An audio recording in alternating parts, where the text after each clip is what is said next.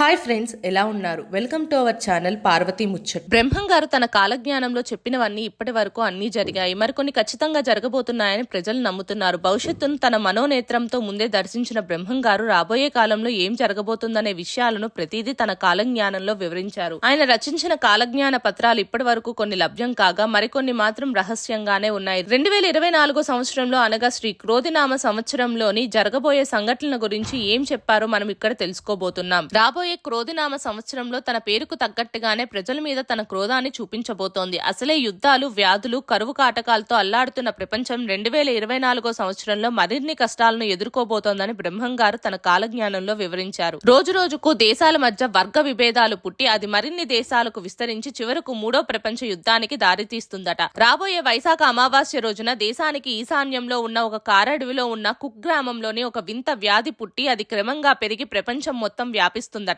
మందులేని ఈ ప్రాణాంతక వ్యాధి బారిన పడిన అనేక మంది ప్రజలు ఒంటి నిండా బొబ్బర్లు పుట్టి ఆర్తనాదాలు చేస్తూ మరణిస్తారట. పర్యావరణంలో సమతుల్యత దెబ్బతిని ఉన్నట్టుండి వరదలు మహానగరాలను ముంచెత్తుతాయట. 2024 సంవత్సరంలో కలకత్తా నగరంలోని పెద్ద భూకంపం సంభవించబోతోందట. దీనివల్ల అపార ప్రాణ ఆస్తి నష్టం జరగబోతోందట.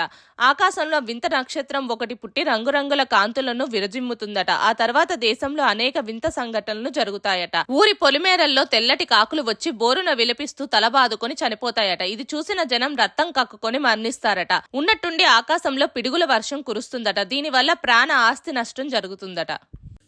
మా వీడియోస్ కనుక మీకు నచ్చినట్టయితే మా ఛానల్ని లైక్ చేయండి, షేర్ చేయండి, అలాగే సబ్స్క్రైబ్ చేసుకోవడం మాత్రం అస్సలు మర్చిపోకండి. మరిన్ని ఇలాంటి వీడియోస్ కోసం మా ఛానల్ని ఫాలో అవ్వండి.